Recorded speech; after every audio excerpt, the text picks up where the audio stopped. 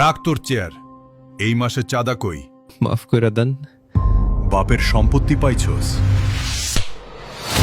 একসময় উল্লাপাড়ায় নীরবতা ছিল, কারণ ছিল ভয়।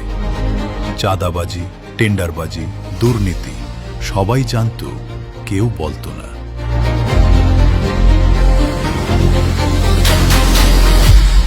এই চাঁদাবাজ মুক্ত আমাদেরকে কে করবে?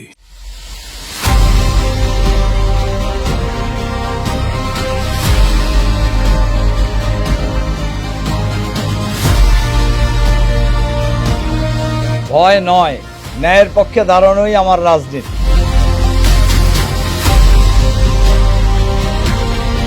চাঁদাবাজি, দুর্নীতির বিরুদ্ধে জিরো টলারেন্স।